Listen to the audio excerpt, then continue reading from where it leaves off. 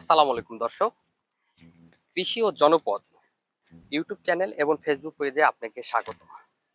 আসলে কৃষি উদ্যোক্তা যারা রয়েছেন তাদের জার্নিটা কিন্তু খুব সহজ নয়। আপনি যদি কৃষিতে একটু টেকনিক, একটু বুদ্ধি খাটিয়ে না চলেন তাহলে কৃষি প্রজেক্টে লাভ করা অসম্ভব। বর্তমান যে বাজারের অবস্থা, বর্তমান যে দেশের অবস্থা, এটাতে একটু বুদ্ধি খাটিয়ে চলতে হবে।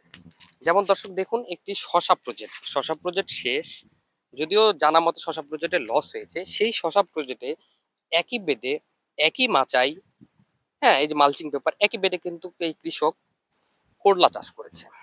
তো সেই গল্পই শুনবো, ভিডিওর সাথেই থাকুন। ভাই আসসালামু আলাইকুম। ওয়ালাইকুম সালাম ভালো ভাই। আছেন? ভাই ভালোই আছি তো ভাই, কিন্তু শসা করছিলাম ভাই, শসাত কিন্তু লস খাইছি ভাই। বসো বসো। মেলা টাকা লস খাইছি। খাওয়া পরে এই ভিয়ে নিরান ফোনান করছি, করা হইলে এখানে তার আগে কিন্তু বুরবুটি দিছি, কল্লা দিছি। এতে যদি দুটা পয়সা পাওয়া যায় তাহলে সংসারটা চলমান হবে।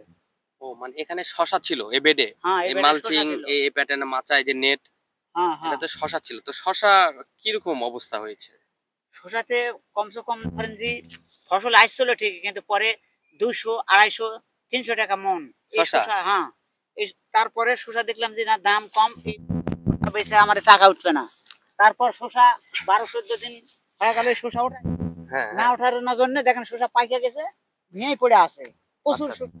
খুঁজে খুঁজে পড়ে গেছে, তাও ওঠাই না, এখন দাম এই কমের জন্য। বেডে আপনি কি রোপণ করেছেন? হ্যাঁ। তারপর ধরেন যে বুরবুটি দিছি।